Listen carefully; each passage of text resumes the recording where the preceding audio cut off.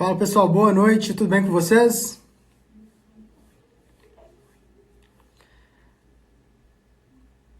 Estão me escutando bem? Estão me vendo, né? Principalmente.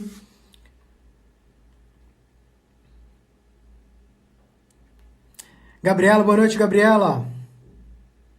Pessoal, sexta-feira, tá? Tem uma live aqui incrível sobre softwares, sobre a utilização de softwares para desenvolvimento de projetos estruturais e análise, né, de projetos estruturais junto com a Gabriela. Se vocês não conhecem o trabalho dela, tá? Dá uma olhada lá. Lab.da Engenharia. Conteúdo muito legal nessa parte de análise estrutural, beleza? E sexta-feira tem uma live que é exclusiva com a Gabriela com vocês. Valeu? Pessoal, muito boa noite a todo mundo, tá? Todo mundo que está chegando aqui a nossa live. O Instagram vai distribuindo, né? O aviso, a notificação de que a live já começou. Enquanto isso, vou fazer aqui uma breve introdução com vocês. Nós vamos fazer uma série de lives, tanto nessa semana quanto na próxima. Eu cheguei a fazer uma postagem hoje mais cedo, né? Aqui no meu perfil, sobre a agenda de lives dessa semana. Hoje nós vamos fazer uma live com o Murilo Reis. Ele já me mandou aqui a solicitação. Amanhã tem com o Vinícius Santos. Na quarta-feira, com a Vanessa Fazinga. Quinta, com o Eduardo Augusto. Na sexta, com a Gabriela. E a agenda da semana que vem vai ser postada muito em breve, tá? Então vai ser um conteúdo totalmente voltado, né, para o público de engenharia, onde nós vamos estar falando, obviamente, de engenharia e de estruturas, tá? Nós vamos ter várias lives em diversos assuntos, sempre tentando aliar a parte de estruturas com outras áreas da engenharia. Acho que é muito válido a gente estar abordando isso, porque muitas vezes nós pensamos que as nossas áreas de atuação são muito restritas. Ao engenheiro que faz projetos estruturais só tem que ficar preocupado com estruturas. O orçamentista de obras só com orçamento de obras. Ou seja, nada do que um outro profissional de uma outra área fizer vai interferir direto ou indiretamente na nossa área de atuação. E não é isso que acontece. Então, eu trouxe aqui o Murilo, né? Convidei ele. E primeiramente, tá, Murilo? Antes de você vir para cá, eu já agradeço por aceitar esse convite. E quero realmente que a gente consiga agregar bastante coisa com essa galera, tá bom? Agora, com o Murilo, pessoal, deixa eu clicar aqui na solicitação. Deixa eu vir aqui. Não está aparecendo para mim.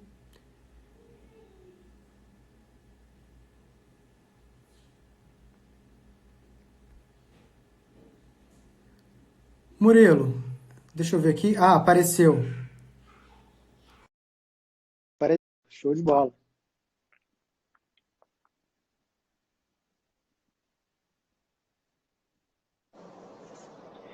Fala, Murilo. Boa noite. Boa noite, tudo bom? Tudo bom, cara? Graças a Deus. E você? Tudo certo por aí? Tudo certo, na luta. Maravilha. Então, não está diferente não, Murilo. Aqui também a gente está batalhando bastante. Murilo, como eu estava falando, primeiramente, muito obrigado, né, por você aceitar o convite para estar fazendo essa live aqui. E a gente conseguir, né, junto com a galera aqui, trazer esse assunto, esse tema. Como eu estava falando, acho que é muito válido a gente tentar mostrar para as pessoas que tanto a minha área quanto a sua está totalmente interligada. A concepção de um projeto estrutural vai afetar diretamente no seu orçamento. Eu até vou fazer uma das perguntas para o final, né? Aquela questão do orçamento. Como eu faço um orçamento se eu não tenho um projeto estrutural? E fica aí um pouco para frente, né, para ver se você consegue ajudar a gente a responder essa pergunta, tá? Então, mais uma vez, obrigado pelo Beleza. convite, por aceitar o convite. Eu que agradeço, Vinícius. Prazer enorme fazer essa live contigo aí. A gente já se conhece há tantos anos, já se conheceu pessoalmente aí em Ipatinga. E sempre que é possível, esses bate-papos, acho que tem muito a agregar para o pessoal, exatamente pelo que tu falaste, né? Que a gente consiga perceber a interligação entre as diversas áreas. Então, conversar com profissionais de áreas, né, que são da engenharia, mas não são diretamente as nossas, é muito bom para poder a gente verificar essas conexões existentes que muitas vezes passam despercebidos para a maioria do público. Exatamente. Murilo, para quem não te conhece, né? Não sei se todo mundo aqui te conhece, obviamente, mas para quem não te conhece, queria que você contasse um pouco aí se apresentasse, né? E contasse um pouco da sua experiência aí com orçamento de obras, para a gente já introduzir o assunto, né? E meter bronca aqui. Bem, vamos lá. Eu comecei a minha carreira desde a época de estagiário, diretamente com a execução de obras, né? Então, fiquei praticamente desde o quarto período até o 10º estagiando com a execução de obras, mas já tinha já uma vontade de ir para a área de orçamento e planejamento. Porém, não foi a área que me abriu as portas inicialmente, então a gente tem que ir, né, tem que seguir onde o vento está levando a gente para a gente poder entrar na carreira, fazer o network necessário para depois a gente ir migrando para a área que a gente deseja. E aí eu fiquei, depois de formado, continuei em empresas de construção, trabalhei durante quase 5 anos executando obras, e isso também é uma outra coisa que é vital para que eu possa ser um bom orçamentista, quanto para que eu seja um bom projetista, que eu tenha essa experiência de canteiro de obra, eu acho que é muito importante isso. E depois disso, então, já depois de 5 anos fazendo obra, executando obra, eu comecei a fazer concurso meio que na brincadeira, sem nenhuma pretensão, assim, mas eu gostava de me testar e etc. E acabei sendo aprovado, né, em alguns concursos, dentre eles o concurso que eu estou hoje, né, que é engenheiro civil de um banco público. Então, estou lá há 13 anos a fazer esse ano. E nesses 13 anos, talvez 10 anos desses 13, eu trabalho exatamente com análise e acompanhamento de obras públicas. Então, lá eu faço desde a análise de projeto, análise de viabilidade, análise de orçamento, até o acompanhamento e a finalização dessas obras, né? Obras do PAC, obras de recursos que são destinados dos ministérios para os diversos municípios. Então, eu tive uma experiência muito grande na área de orçamento, né? Então, me encontrei nessa área e eu acho que é uma área que tem muita carência, né, de bons profissionais, devido principalmente às pessoas terem muitas vezes estudado isso na faculdade, mas não se aperfeiçoado. E é uma área que muda muito rápido. Então é necessária uma atualização constante, mas é uma área muito promissora. Exatamente. Às vezes a gente menospreza algumas disciplinas, né, na faculdade. A gente acha que não vai precisar daquilo e que quando precisar é só revisar um pouco da disciplina e depois dar conta de você fazer um orçamento de obras assim. Eu já cheguei a comentar com você, né, que no início da minha carreira, por exemplo, eu já me aventurei a fazer um orçamento de obras. E foi até o primeiro contato que eu tive com o Orça Fácil, né? Aí eu conversei lá com, se eu não me engano, o Antônio, né? Não lembro o nome dele que agora. O Antônio do Exato. Orça Fácil. E, cara, foi assim, ele me deu uma aula de orçamento, né? E eu precisava realmente, no curto espaço de tempo, estar desenvolvendo um orçamento. E eu sabia que da noite para o dia eu não ia conseguir fazer o melhor orçamento possível para meu cliente. A sorte naquela época é que eu fiz todos os projetos complementares para ela. Eu, claro, os meus parceiros. Eu fiz projeto estrutural, tive parceiros projeto elétrico, hidrossanitário, prevenção e combate a incêndio, enfim. Eu tinha todas as informações, todos os dados que eu precisava para compor um orçamento. Se eu não tivesse o auxílio lá do Antônio na época, né, do Orça Fácil, dificilmente eu tinha conseguido entregar um orçamento. Porém, foi a última vez que eu me aventurei, como eu te disse, né, para estar fazendo orçamento, porque eu entendo realmente dessa atualização constante. Se eu fiz um orçamento no ano tal, no mês tal, no mês seguinte as coisas já mudam. Então, é realmente, ou eu me dedicava completamente nessa área de orçamento, ou eu focava na área que eu sempre gostei, que era de estruturas. Então, não quis mais trabalhar nessa área, né, de orçamento. Você acha que realmente tem que ter essa vocação, ou como você disse, né? Você estava ali meio que tentando se testar em diversas áreas, até você encontrar nessa parte de orçamento, como pode dizer, o seu lugar. Você acha que assim é você testar realmente diversas áreas, até você encontrar, ou tem pessoas que já têm aquela aptidão, aquela vocação de determinada área e aquilo que ela vai fazer? Bem, eu acho que hoje em dia a gente tem uma grande facilidade que na época eu não tive, Vinícius, que foi o seguinte: eu não vim de uma família de engenheiros e nem tinha assim próximo a mim profissionais de engenharia que eu pudesse me espelhar, né? Acho que hoje com as redes sociais se torna muito mais fácil que a gente consiga enxergar as diversas áreas da engenharia por meio de pessoas como eu, como você, que estão nas redes sociais divulgando conhecimento. Então, hoje eu consigo ver mais palpável as diversas áreas da engenharia. Na minha época, como não existia isso, a gente sai da faculdade muitas vezes pensando que engenheiro é só projeto e obra, né? E a gente não consegue enxergar que existe uma infinidade de áreas dentro da engenharia. Eu tenho, por exemplo, a área de orçamento, de avaliações, de perícias, enfim, é uma gama. A engenharia possibilita que você mude de trabalho sem mudar de profissão, mude de atividade sem mudar de profissão. Então, eu acho que são duas coisas muito importantes. A primeira é que você deve viver de ventos de oportunidade, né? Eu tenho uma vontade de ser orçamentista, por exemplo, eu tinha essa vontade, mas a porta que se abriu para mim foi de execução de obra. Então a gente tem que entrar nessa porta, ser o melhor possível nela e aproveitar para fazer o network, para depois a gente começar paulatinamente a migrar para a área que a gente deseja, né? Então, assim, e uma coisa que eu acho que é muito importante, Vinícius, que tu falou aí, é a gente ter a humildade de buscar os parceiros para aqueles serviços que eu dizem. Eu vejo muita gente que quer o mundo, entender de todas as áreas. O importante é isso, é quando eu não sou muito bom numa determinada área, eu ter os parceiros para poder dividir aquele serviço. Então, acho que no início da carreira é muito importante que a gente realmente se torne, tenha uma expertise muito boa numa área e tenha parceiros para poder nos ajudar quando pegarmos serviço de outras áreas, né? Quem acaba fazendo tudo, acaba não fazendo nada com a devida profundidade. Exatamente, perfeito, Murilo. Estou vendo aqui um comentário do meu xará, Vinícius também. Murilo é uma referência para nós, engenheiros novatos. Não é só para os novatos não, tá, Vinícius? Também para os...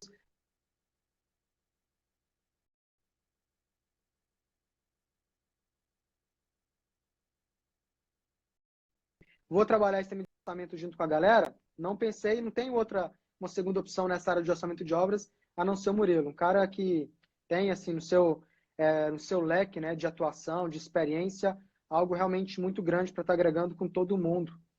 Profissionais recém-formados, enfim.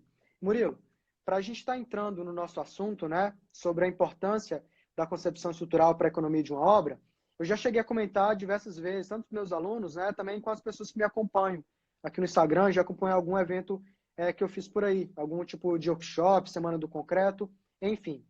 Eu sempre costumo falar que que a eficiência da solução estrutural, ela tanto em termos de segurança quanto desempenho e economia, é completamente dependente de uma boa concepção estrutural. Se eu consigo fazer uma concepção estrutural realmente bem feita e coerente com a minha arquitetura. E, claro, sempre adequando, né, as necessidades da minha edificação, do meu cliente, enfim. Então, eu tenho que pensar na minha concepção estrutural não somente como parte do meu projeto estrutural, mas realmente como um todo. Porque é o que vai determinar ali como que eu posso dizer? Vai determinar o meu jogo em si, que é o desenvolvimento do meu projeto estrutural. Tudo parte de uma leitura e interpretação da arquitetura, através dela eu faço uma concepção estrutural. Agora, quem vai verificar se o projeto está certo, está errado, se o meu dimensionamento está coerente com a minha concepção, vem análise estrutural, enfim. Mas tudo parte da concepção estrutural. Porém, muitas vezes, o que a gente vê no mercado da construção civil é a entrega de projetos com muitos erros na concepção estrutural. Erros, às vezes, de detalhamento, mas principalmente nessa parte de você não conseguir ler corretamente o projeto de arquitetura, simplesmente definir o posicionamento de pilares em alguns pontos da minha edificação, sem me preocupar se ali vai ter uma interferência significativa no desempenho ou não da estrutura. E, consequentemente, tudo isso vai afetar não só o próprio comportamento da estrutura, mas também a parte de custo. E como que para você, né, essa parte, como que a concepção estrutural afeta diretamente no orçamento de uma obra? Você já teve alguma experiência, algum estudo de caso assim, onde devido a uma má concepção, o orçamento de uma obra ficou talvez muito além de uma estimativa prévia, por exemplo? Bem, olha só, uma coisa que tu fala bastante importante é o seguinte, né? As pessoas elas têm que pensar no todo. Não adianta eu resolver a minha parte, né? Então, eu sou projetista estrutural, então para mim, se eu resolver o projeto e ele ficar em pé, está solucionado o meu problema, né? Se tu for pensar dessa maneira, tu está pensando de uma forma medíocre, que pensar de todo o que vem depois disso. Então, por exemplo, tu tem que pensar exatamente como tu falou, Vinícius, em otimizar a execução, é uma coisa muito importante. Então, às vezes, eu simplificar o projeto é vital, até para dar agilidade para ele. Então, por exemplo, se eu posso tentar, né, manter bitolas similares em uma mesma peça, isso facilita demais na execução, facilita demais para os que têm uma dificuldade maior ainda de ler projeto. e diminui erros. Então, além de eu ganhar velocidade por ter menos bitolas, por exemplo, de uma determinada peça, eu ganho em qualidade, diminuo a quantidade de erros. E uma outra coisa que é importante é pensar, então, além de pensar na execução, então, eu não basta fazer um projeto que fique em pé, eu tenho que fazer um projeto que fique em pé, que seja fácil de ler e fácil de executar, mas também pensar fundamentalmente nos custos, né? Não adianta eu fazer o melhor projeto se o projeto se torna caro. E aí eu vou te dar um exemplo aqui muito legal, que era o seguinte. Eu trabalhei, talvez, na época, na maior construtora de prédios verticais aqui do meu estado, lá quando eu me formei.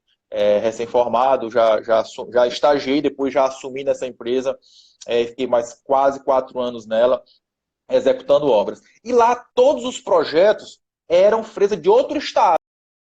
E eu ficava me questionando isso. Eu aprendi na faculdade, será possível que não tenha um projetista aqui no meu estado que possa ter essa demanda? Por que essa empresa opta por fazer esse projeto fora? E aí eu comecei a falar com as pessoas e fui entender o motivo. Primeiro, realmente é um projeto nessa mesma construtora feito por um projetista daqui do Maranhão, né, no caso, que não interessa o nome, ou seja, eu tenho só essa referência, não conheço todos os projetistas daqui, mas esse projetista era um projetista, entre aspas, renomado, foi meu professor, inclusive, na faculdade e tal, mas tu percebeu que era um projeto muito complexo de ler, como tu acabaste de citar aí. Tu via, pô, era muita bitola diferente, muito detalhe que dificultava sobremaneira a execução. E quando eu realmente da outra empresa que era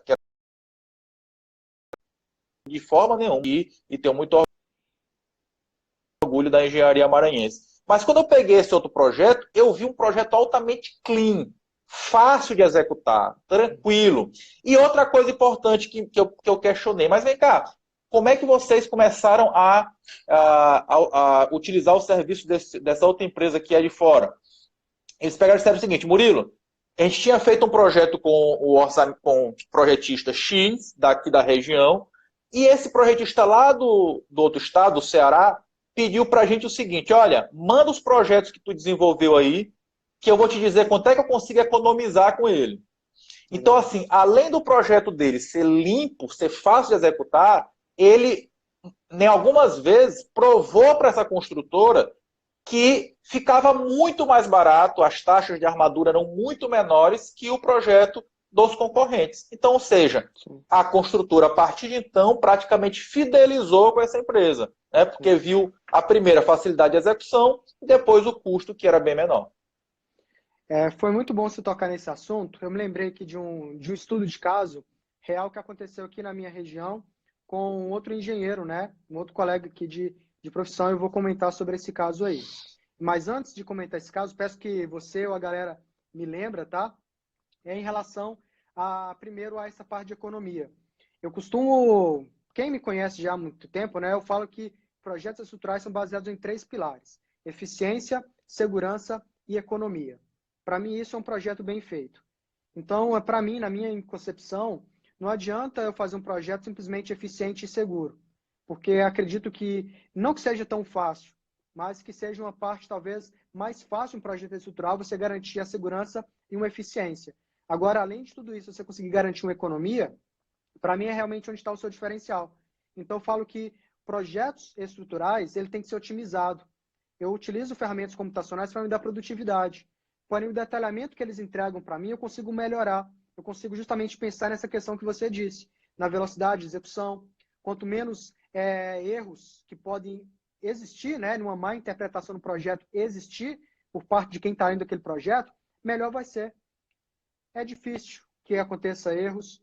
Ele consegue executar a obra mais fácil, sem conseguir que a própria economia nessa otimização, eu consigo garantir, consigo melhorar a minha distribuição de pilares, consigo pensar na questão de armaduras simétricas, né, numa mesma seção, não variar diâmetros de pilares numa mesma seção transversal. Exemplo, eu tenho um pilar de 6 diâmetros, 6 barras, CA50.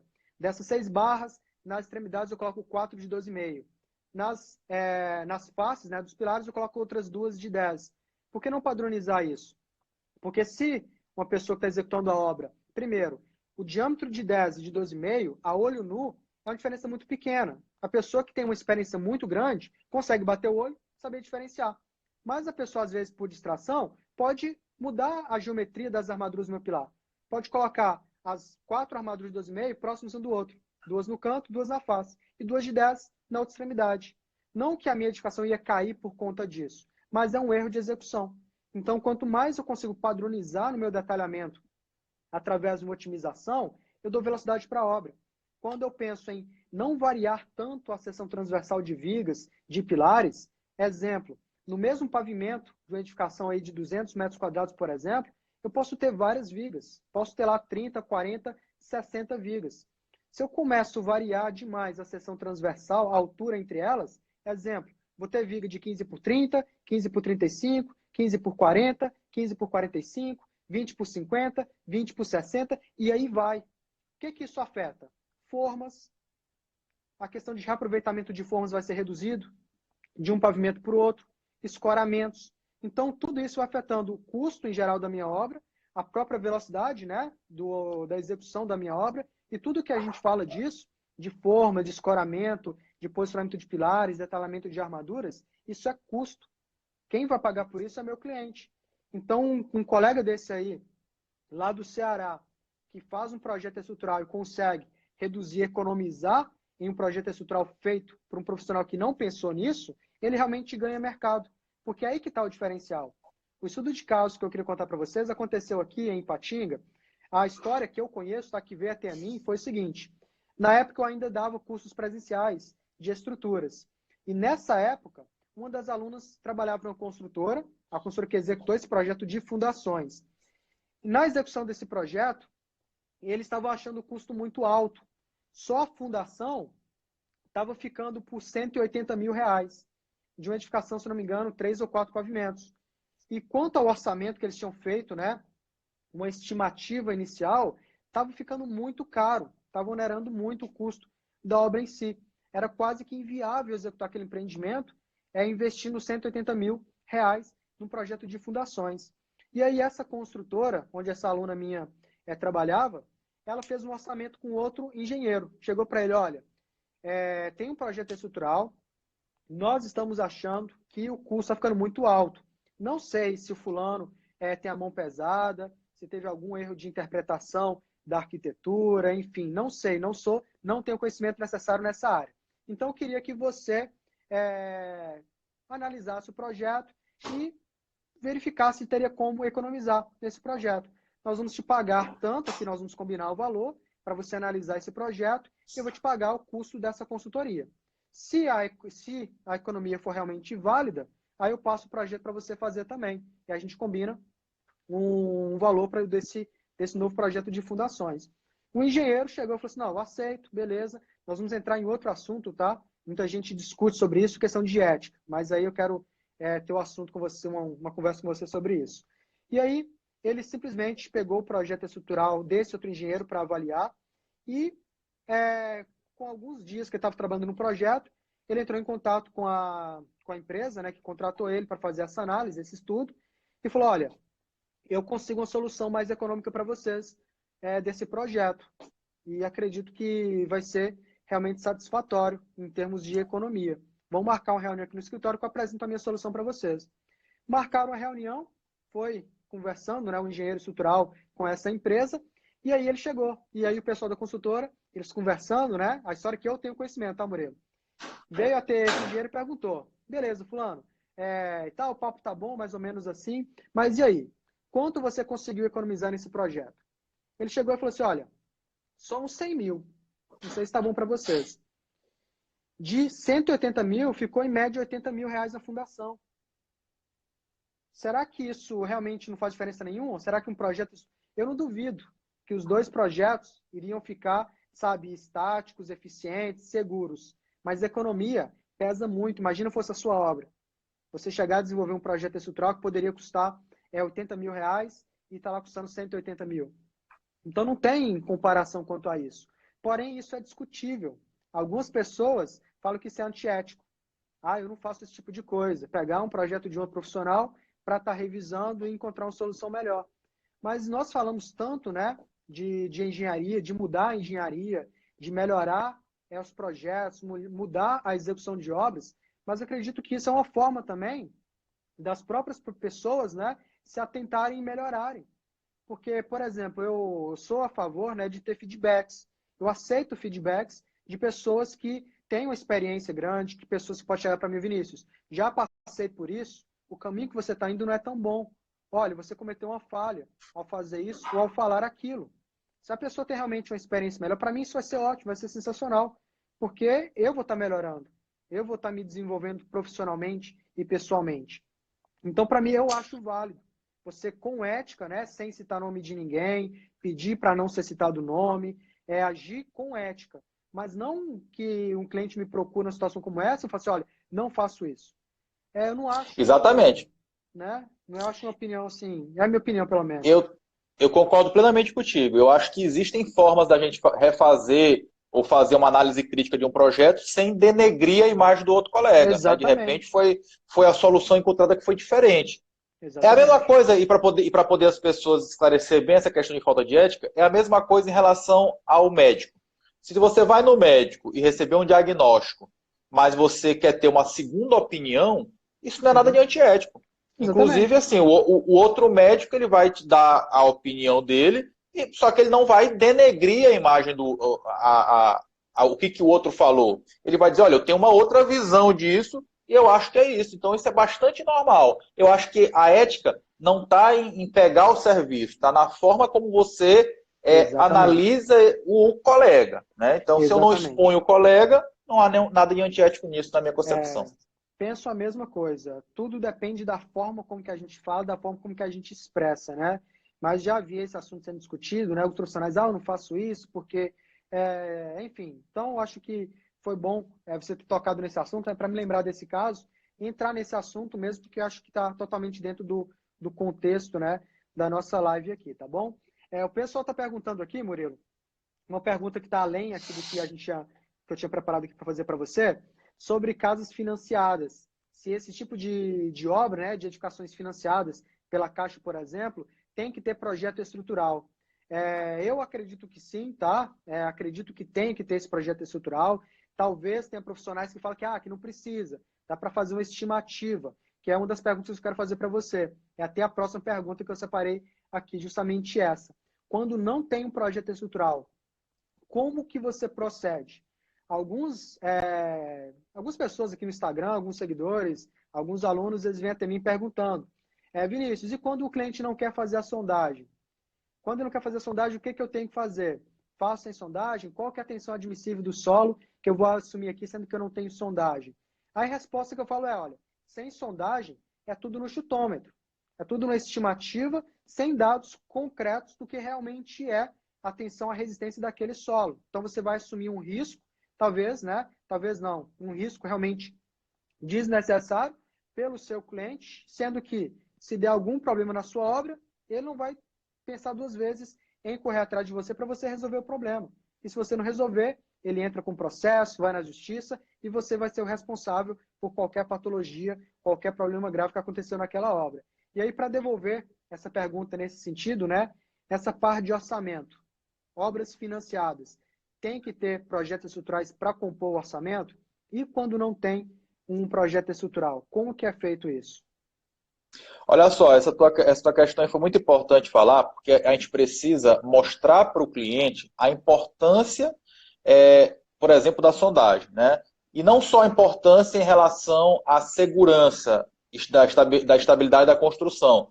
Porque tu pode muito bem considerar que o terreno é o pior de todos, né? E aí a tua fundação vai ficar muito mais cara.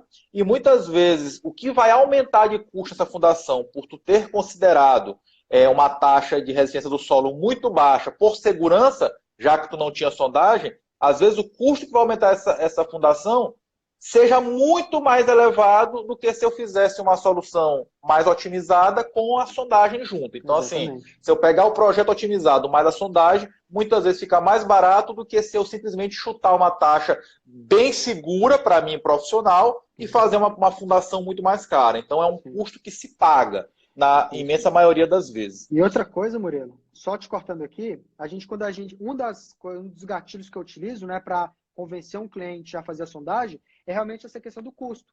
Mas para quem está fazendo projeto estrutural sem a sondagem, uma coisa é, eu não tenho a resistência do solo, não tenho um ensaio de sondagem, eu vou estimar uma tensão admissível baixa. Isso aí vai aumentar as dimensões da minha fundação, seja bloco sobre estaca, seja, por exemplo, sapatas, correto? Mas se a tensão do meu solo for muito baixa e tiver pouca resistência, aumentando o peso das minhas fundações, eu vou afetar a estabilidade de uma edificação. Pode ter recalque diferencial, então, além do cliente pagar mais caro, ele pode ter problemas de patologia. Então, quando eu penso que eu vou garantir pelo menos a segurança, pode ser que não. Eu não conheço o solo. Então, só esse Exatamente. ponto aí para a gente continuar aqui. Exatamente. Em relação à casa financiada, é exigido sim que haja um projeto estrutural. Até porque, quando você financia uma casa, você paga automaticamente um seguro, né? Então, ou seja, se aquela casa apresentar algum problema, você pode acionar a seguradora. E a seguradora, ela não vai querer fazer um seguro de algo que não tenha a garantia da qualidade. Então, para que eu possa garantir a qualidade, que não vai haver patologias, que a seguradora tenha que consertar, eu preciso de um projeto estrutural, tá certo? Agora, em relação à pergunta, Murilo, eu estou ainda com uma planta baixa e eu quero ter uma estimativa do custo da estrutura.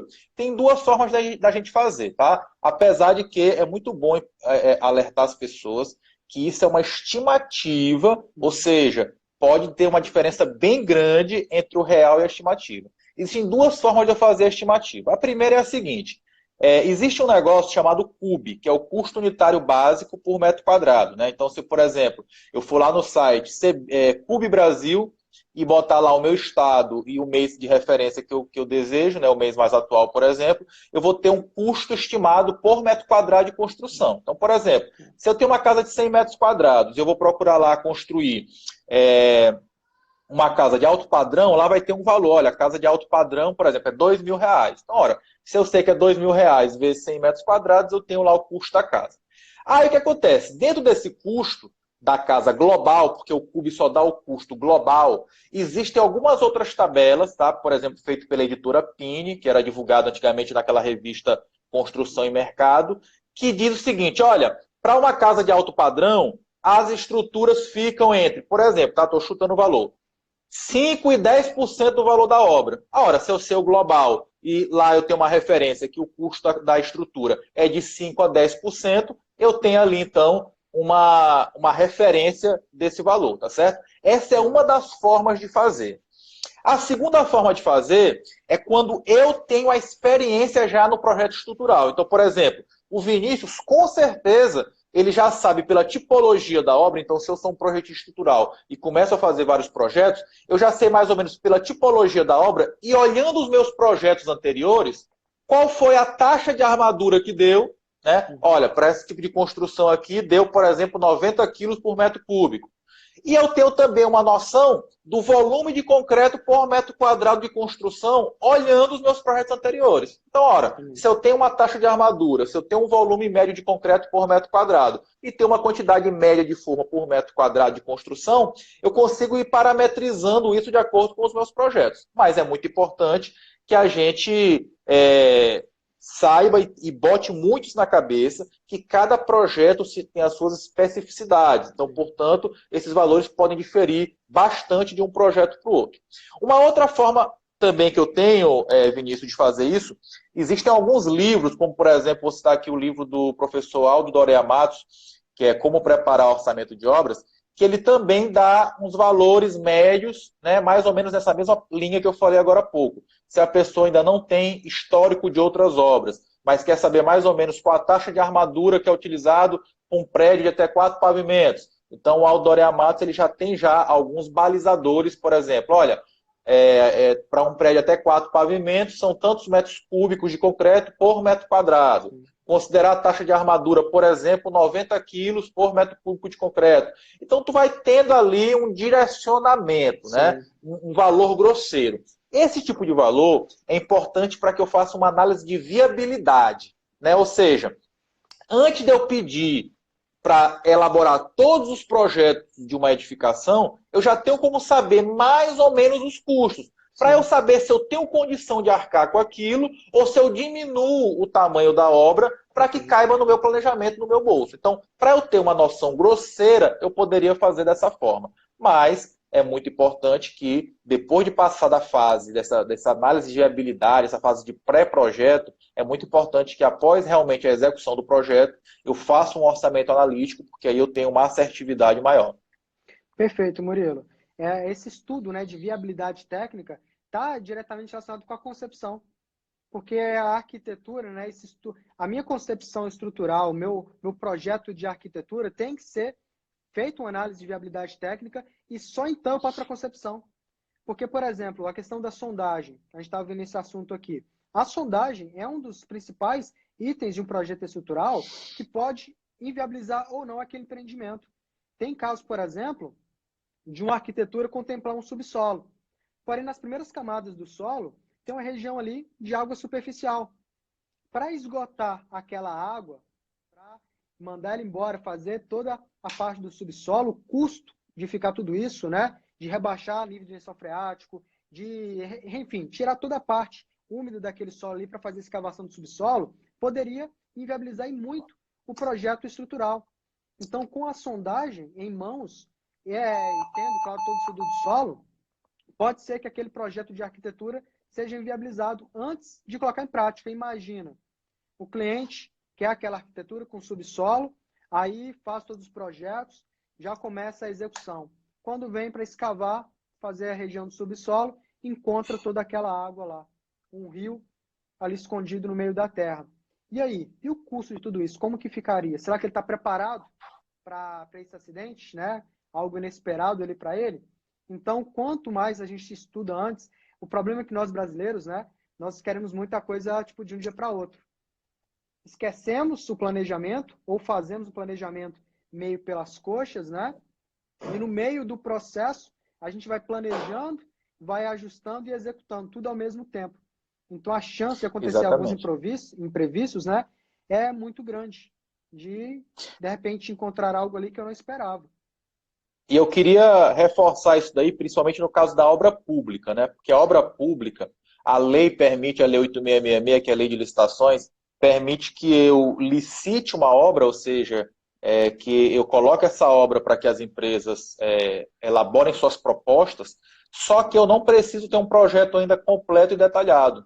A lei permite que eu faça uma licitação apenas com um projeto básico. E muitas vezes esse projeto básico, o projeto estrutural não leva em consideração sondagem, né, não leva em consideração detalhes executivos. E isso muitas vezes pode também viabilizar uma obra, uma vez que, no caso das obras públicas, a gente tem um limite máximo de aditivo de obra, que é de 25%. Então, por exemplo, se eu faço um projeto simplesmente para poder ser considerado, entre aspas, um projeto básico e mando isso para o mercado, muitas vezes a construtora, quando pega e assina o contrato para executar aquela obra, a primeira coisa que ela faz é detalhar esse projeto, fazer uma sondagem, e isso muitas vezes viabiliza algumas obras devido ao aumento de custo ser maior do que o limite previsto pela lei. Sim, legal. E o processo de licitação nessas obras, Murilo, a gente vê muitas obras sendo superfaturadas, né? Não vou nem chegar nesse mérito. Você acredita que essa parte de licitação, os projetos estruturais que são feitos por aí, são realmente feitos com projetos estruturais? É tudo na base estimativa? Os orçamentos são feitos de uma forma mais correta, mais coerente? Como é que é feito isso aí? Exatamente o que eu acabei de falar. Por ser projeto básico, né, muitas vezes se tem um projeto arquitetônico e os projetos complementares são ali meio que chutados, só para poder ter o mínimo de elementos para que se possa fazer uma licitação. Porém, o que já é praxe? O construtor ganhar a licitação e assinar o contrato, ele vai automaticamente revisar aqueles projetos. E muitas vezes os furos encontrados aí os projetos são tão grandes e impactam de tão alta maneira os orçamentos que inviabilizam as obras. Então o cara ganhou a licitação, mas não consegue executar a obra. Por quê? Porque o custo para poder adequar aquele projeto para algo que realmente seja execuível é muito alto superior ao limite que a própria legislação permite que eu aditive aquele contrato, que é no máximo de 25%. Então, esse é um problema gravíssimo das obras públicas. Por isso que as obras públicas, na maioria das vezes, elas são tão demoradas, porque existe para qualquer aditivo desse, todo um processo, uma burocracia, né, várias fases para que seja assinado esse aditivo. Então se torna muito mais lenta a obra e sempre tem um aditivo, né? Então existe uma estatística que mostra que praticamente 95% das obras públicas têm algum aditivo. E geralmente esses aditivos topam no topo, né? No limite de 25%, porque dali não pode mais passar. E aí o construtor tem que ali fazer todo um malabarismo para poder se encaixar naquele teto do aditivo. E muitas vezes esse malabarismo cai no seguinte: olha, eu preciso fazer a fundação, né, de acordo com a sondagem que eu acabei de realizar, não vou conseguir fazer com os 25%, mais de 25% de aditivo, então eu vou fazer o seguinte: eu vou colocar aqui esse custo no meu orçamento e eu diminuo esse custo de outra coisa. E muitas vezes, se diminuir o custo de outra coisa, é diminuir a qualidade dessa outra coisa. Exatamente. Então, às vezes, eu tenho uma obra que ela teve que ser executada, porque tinha que caber naquele orçamento, e aí, para poder eu compensar um custo mais alto aqui, devido a uma falha de projeto, eu preciso reduzir a qualidade de outros itens, e aí lá na frente vai vir as manifestações patológicas e etc. Eu já vi casos disso, tá, em obras públicas, em uma obra pública especificamente, aqui da minha região, no Vale do Aço.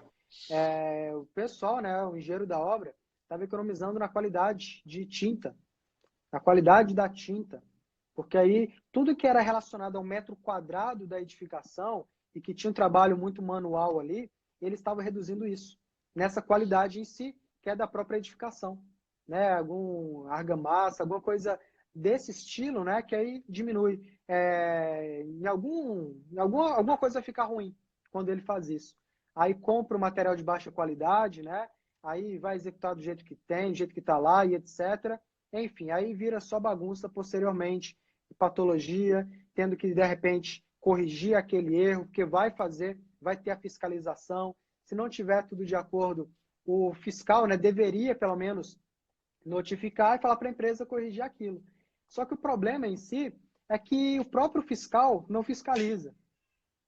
Ele vai lá, E pega, bate o olho, isso é um assim, problema. mal, e tá tudo certo. E isso é um problema gravíssimo, porque as pessoas não têm noção do tamanho da responsabilidade que elas têm ao assinar um boletim de medição, né? Então eu vejo muito, muito comum isso, as pessoas receberem convite: olha, eu preciso de um fiscal aqui para a obra para poder eu receber o dinheiro da medição. E aí chega lá para uma pessoa que, às vezes até por desconhecimento, né, aceita um valor irrisório, porque acha que isso aqui não tem responsabilidade nenhuma, é só uma planilha, eu vou assinar aqui embaixo, a empresa vai receber o valor dela lá e ele acha que a responsabilidade dele é menor. E não é. Quando eu sou engenheiro fiscal de uma obra e eu assino o boletim de medição, eu estou garantindo o que ali com a minha assinatura? Que tudo aquilo que está ali foi executado de acordo com o projeto e de acordo com as especificações dos materiais do projeto. Então, já tive muitos casos de colegas, de pessoas que eu conheço, que hoje pagam por erro de medição de obras públicas, né? Então, depois que há uma auditoria, se verifica que houve ali erro nessas medições, o dinheiro já foi liberado para a empresa, né? E aí eles vão atrás e muitas vezes cai nas costas do fiscal ressarcir os cofres públicos devido a erros de medição e principalmente quando tem erro de projeto que não foi seguido, ou especificações técnicas que não foram seguidas, serviços que foram mal executados. Então o fiscal tem uma responsabilidade imensa e muitas vezes isso é meio que desconhecido da maioria dos colegas. Eu falo, às vezes, nem é o desconhecimento, Murilo. As pessoas, elas têm esse conhecimento até, não todas, né, mas a grande parte. A gente fala da importância disso e daquilo, só que a maioria pensa que isso nunca vai acontecer comigo. E acaba levando as coisas com certa irresponsabilidade. A gente cobra, né, tanta valorização pela área de engenharia civil, de outras pessoas, das pessoas que são leigas, mas nós mesmos não damos o devido valor para a nossa área de atuação. Você chegar e simplesmente assinar um documento, colocando o seu nome ali, a sua responsabilidade, cara, para mim isso ali, eu tô, tipo, assim, assinando algo que compromete completamente a minha carreira. Se alguma coisa der Assinando errado. um cheque em branco. Um cheque em branco. Porque qualquer coisa ali, talvez não apresentou naquele dia da fiscalização, mas apresentar daqui 1 mês, 2 meses, e eu sou o responsável por aquilo. Então, para mim, literalmente uma responsabilidade muito grande. Tudo que é envolvido a parte de engenharia civil. Não é só a questão da estrutura, da estabilidade da edificação, mas todas as outras áreas, né, que complementam a construção de uma edificação. Exatamente. E muitas vezes, como tu falaste, isso desvaloriza toda a categoria. Por Toda? quê? Porque se o construtor lá, ou o órgão público, já fez 10 obras públicas, pagando um fiscal R$ 500 por mês, né? Porque o fiscal que era nomeado só assinava a planilha sem ter nenhuma responsabilidade. Quando chegar um que queira realmente fazer um trabalho sério, direito, Uhum. e que vai querer cobrar, claro, um valor que seja um valor justo pelo serviço que ele vai ter e a Exatamente. responsabilidade que ele vai ter, o contratante vai dizer, não, esse valor eu não pago, eu estou acostumado a fazer aqui pagando R$ 500, entendeu? Então, Sim, uma pessoa dessa vai acabando desvalorizando toda a categoria, a além classe de se inteira. sujeitar aos riscos imensos de fazer isso. Sem dúvida, Murilo. Eu sempre falo isso, sempre bato na tecla. É mais ou menos o que a gente está falando aqui. A gente fala da importância da concepção estrutural, o que isso afeta diretamente no orçamento de obras, os riscos que tem você assinar um documento se responsabilizando por aquilo e as consequências futuras. E eu gosto de falar que a primeira mudança que a gente tem que fazer, se a gente quer realmente mudar como que a engenharia civil acontece no Brasil, tanto em termos de projeto quanto execução, é mudar a nossa própria mentalidade. Então, a primeira coisa que eu tenho que mudar é aqui, ó, a forma como que eu penso em tudo isso. Entender qual que é o meu papel em todo esse processo. Se eu mudar a minha própria forma de pensar e de atuar, já é meio caminho andado. Se todo mundo faz isso, a forma com que cada profissional atua no mercado, nós não teríamos tantos problemas assim. De chegar a um ponto de o cliente achar que o engenheiro é um custo. De mais de 80% de obras no Brasil, não tem um engenheiro acompanhando a obra. Então, para mim, isso não é o certo, mas o cliente, para mim, ele não é o culpado disso. Tem parcela de cliente que é ignorante, etc. Mas o principal culpado sobre tudo isso é aquele profissional que teve todo o conhecimento necessário, que tem todo o embasamento, tem todo o conhecimento técnico, não conseguir mostrar isso para o cliente, principalmente ele próprio não valorizar tudo isso. Ele próprio não mostrar para o cliente, não precisa disso não. Um engenheiro chegar, não precisa de sondagem não. Isso aqui é bobeira. Já fiz obra aqui, executei sem sondagem, tá tudo certo, olha ela ali, tá bonita até hoje. Já vi casos de engenheiros falando isso. Então isso desvaloriza uma classe inteira. Então vem a parte de orçamento, como que isso não afeta? Como que fazer um projeto de fundação sem sondagem não afeta o custo de uma obra, não afeta a execução de uma obra, não afeta o projeto estrutural. Então é impossível, né, a gente concordar com tudo isso, como que as coisas caminham já há bastante tempo. E, sinceramente, a gente tem, claro, tenho a esperança e o trabalho que eu desenvolvo é justamente pensando nisso. Realmente fazer algo que seja útil para as pessoas que aprendem comigo, que eu contribuo de alguma forma. Mas do jeito que está a cabeça das pessoas em termos do que é realmente engenharia, eu não vejo que isso vai mudar daqui 2, 5 anos. Talvez realmente o governo emplacando a metodologia BIM, a ideia de construir virtualmente e toda obra seguir esse conceito, você acaba, consequentemente, valorizando mais o profissional, o engenheiro civil. O próprio financiamento de obras da Caixa Econômica Federal exigir que o engenheiro civil seja responsável por aquilo, já é também uma forma, né, de você mudar esse panorama. Mas se nós mesmos não caminharmos junto com essa evolução, não adianta. O BIM já é realidade em muitos outros países por aí. E o Brasil sempre ficando atrás, sempre para depois. Então, é algo que a gente tem que começar a pensar e mudar aqui dentro dessa caixola.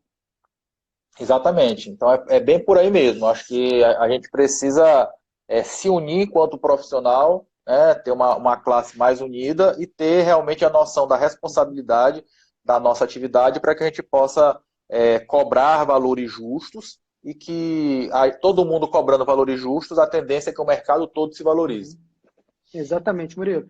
Murilo, para fechar aqui, eu separei uma pergunta, tá? Aproveitando os minutinhos finais aqui. Nós falamos aqui da questão da concepção estrutural, como que isso afeta diretamente os custos de uma obra, o orçamento de uma obra. Acho que ficou claro para a galera, né, a importância de você ter um projeto estrutural e como que o projeto estrutural ele pode ser pensado nessa economia. Um projeto ele deve atender não só a questão de desempenho, não só de segurança, não só estética, mas principalmente a economia, que isso vai ser determinante, né, em diversas outras vertentes da área de engenharia, da área de execução da construção civil em si. Uma coisa que você falou antes, né, só para continuar aqui essa pergunta, o projeto estrutural que nós fazemos hoje, até mesmo pelo Eberic, dentro do Eberic tem uma ferramenta, várias ferramentas lá dentro, né, onde você coloca o custo dos materiais, do concreto, custo do aço, custo de forma, custo da própria mão de obra, enfim, o custo da estrutura de concreto armado. Viga, laje, pilar, fundação, tudo. Você coloca o quantitativo, o custo. Você pode fazer uma pesquisa dentro da sua cidade ou da região onde aquele projeto será executado. Pesquisa lá 3 empresas, né? 3 empresas de materiais. O custo daqueles materiais, liga para a concreteira, pega uma média. Você pode abastecer isso no software, conceber o seu projeto estrutural, dimensionar, analisar e detalhar direitinho. E no final, ele mostra um relatório de quanto a sua obra vai ficar por etapas. Quanto fica a sua fundação, quanto fica o vigamento do baldrame, quanto fica o custo dos pilares do primeiro pavimento e o custo total. Então, se eu faço um projeto estrutural hoje, eu já consigo ter estimativa para todos os projetos que eu tenho com diferentes graus de complexidade. Um projeto de 2 pavimentos, caixotão, sem balanço, sem viga de transição, arquitetura básica, ele tem um custo. O mesmo projeto de 2 pavimentos, cheio de balanço, viga de transição, detalhes construtivos na fachada, isso aí vai gerar um custo totalmente diferente. Se eu tenho feito vários projetos estruturais usando essa ferramenta, além de produtividade, eu consigo chegar para o cliente, olha, é aqui que você vai gastar, com o preço médio aqui da região. Para quem está construindo, cara, isso é formidável. A gente tem ferramentas ao nosso alcance, como a Eberic, para dar essa produtividade para a gente. Esse hoje seria um diferencial, né? Porque a maioria dos projetistas entrega o projeto sem ter nenhuma noção de custo, né? Perfeito, perfeito. A solução estrutural adotada no projeto deve atender aos requisitos de qualidade estabelecido por normas técnicas relativa à capacidade resistente ao desempenho em serviço e à durabilidade da estrutura. Eu falo que para você atuar com projetos estruturados, você tem que seguir alguns pré-requisitos, que é, por exemplo, não só a questão da eficiência, não só o desempenho, mas também a economia e a durabilidade e a qualidade daquele meu empreendimento. Para você, na área de orçamentos, quais são esses pré-requisitos para você desenvolver um bom orçamento de uma obra ou para você realmente ser um ótimo, exímio orçamentista de obras? Bem, vamos lá. Para poder eu ter um bom orçamento de obras, é fundamental que eu tenha projetos bem feitos, projetos bem detalhados, né? Essa é a matéria-prima principal. Se eu não tenho um projeto bem detalhado, se eu tenho um projeto, né, básico, feito de qualquer maneira, a minha chance de erro é muito maior. A segunda coisa que é importante é a experiência do profissional, né? Preferencialmente que o profissional tenha alguma experiência em execução de obra. Aí tu vai me dizer, mas Murilo, então quer dizer que a pessoa que é recém-formado, que não tem experiência de obra, ele não pode fazer orçamento? Pode. Mas o que é o interessante? Que ao ele executar, e eu faço isso até hoje, com 20 anos de formado quase. Quando eu pego um orçamento de um projeto que eu não tenho essa experiência de obra, o que eu faço?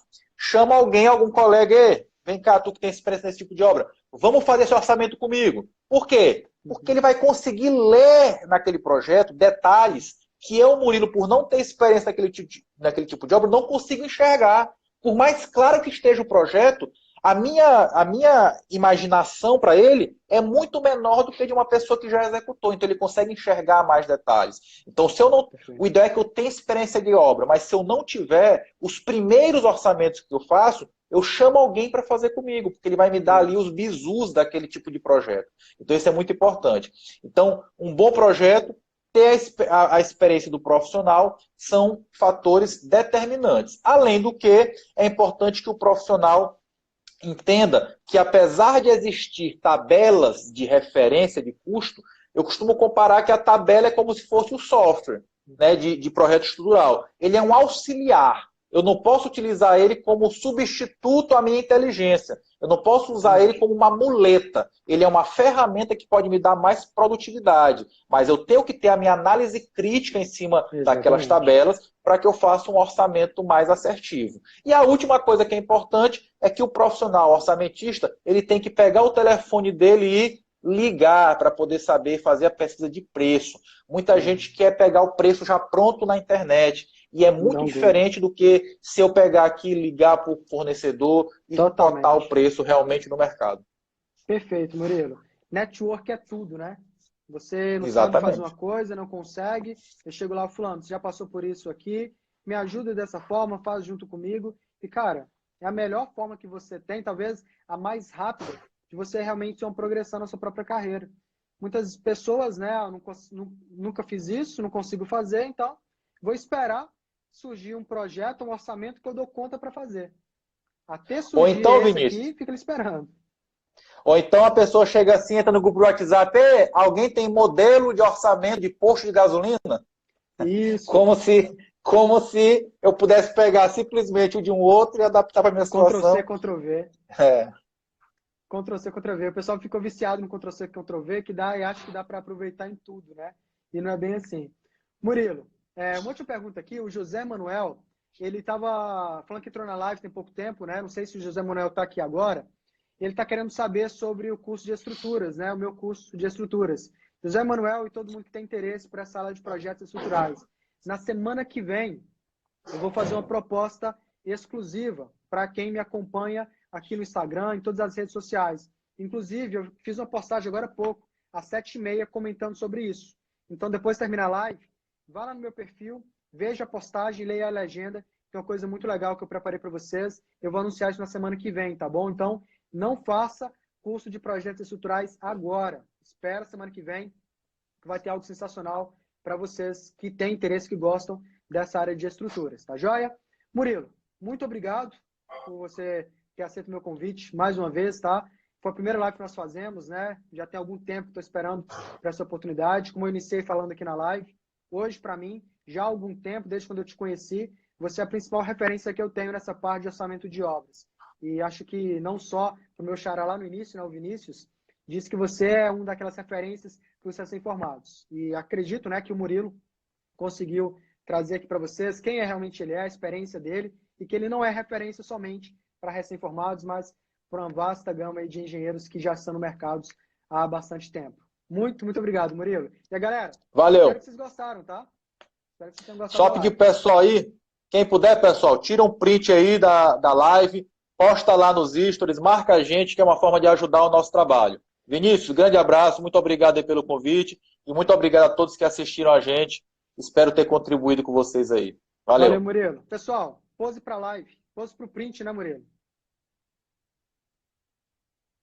Quem tirou print, printou, marca lá, eu e o Murilo, tá? Como ele falou, isso ajuda muito a gente continuar propagando esse conhecimento de engenharia, de estrutura, de orçamento para todo mundo que quer ter acesso a esses conteúdos. Então não deixe de printar, compartilhar e contar através do seu próprio Instagram a experiência que vocês tiveram nessa live. Pessoal, a live vai ficar disponível por 24 horas. Eu só tenho 2 minutos aqui, ó, o Instagram já me deu um aviso que tem 1 minuto e 55 segundos para a live encerrar. Então, vou ter que encerrar aqui, tá bom? A live fica disponível por 24 horas. Se eu não fizer isso, eu não consigo deixar ela programada aqui para vocês. Se vocês tiverem alguma pergunta, manda para mim no meu direct, lá para o Murilo. Vai ser um prazer conversar com vocês. Vou limpar a minha caixa de direct, tá? Deixar responder todas as perguntas lá, com a maior atenção do mundo para vocês. Alguma pergunta, manda lá para a gente, valeu? Murilo, obrigado mais uma vez. Pessoal, espero realmente que tenham gostado da nossa transmissão, tá? Um grande abraço, fica com Deus. E amanhã tem live com Vinícius Santos, 6 horas da tarde. Fica de olho no perfil, valeu? Um Valeu. abração, pessoal.